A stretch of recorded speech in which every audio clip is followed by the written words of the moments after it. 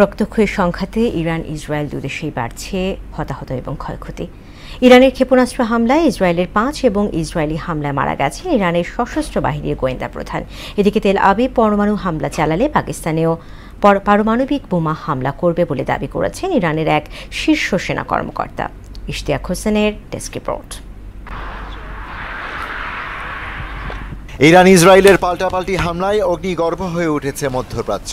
অবস্থা এমন পর্যায়ে পৌঁছেছে যে অস্তিত্ব রক্ষায় ইসরায়েল পরমাণু বোমা হামলাও চালাতে পারে বলে আশঙ্কা করছে ইরান। এক শীর্ষ সেনা কর্মকর্তা বলেন, যদি এরকম কিছু হয় তবে ইরানকে পরমাণু অস্ত্র দিয়ে সহায়তা করবে পাকিস্তান।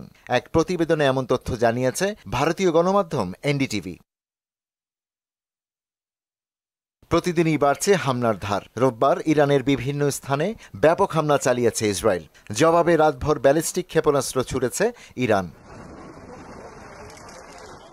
ইসরায়েলি হামলায় Iran revolutionary guard corps IRGC গোয়েন্দা ইউনিটের প্রধান মোহাম্মদ কাজিবি নিহত হয়েছেন। প্রাণ হারিয়েছেন 2 জেনারেল হাসান মোহাগেগ ও মহসিন বাঘেরি।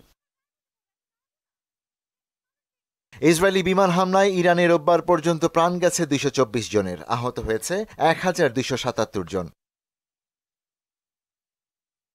ইরানের পাল্টা হামলায় ইসরায়েলের বন্দরনগরী হাইফায় 5 জন নিহত ও শতাধিক মানুষ আহত হয়েছে। এদিন ইসরায়েলের একটি তেল পরিশোধনাগারেও হামলা চালায় তেহরান। এতে আশপাশের বেশ কিছু বাড়িঘর ক্ষতিগ্রস্ত হয়।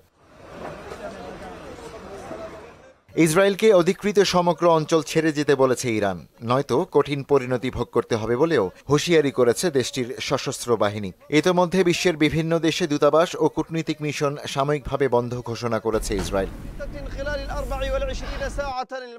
এদিকে ইরানকে কখনই পারমাণবিক অস্ত্রের মালিক হতে দেয়া যাবে না বলে মন্তব্য করেছেন জার্মান চ্যান্সেলর ফ্রিডরিক মের্জ।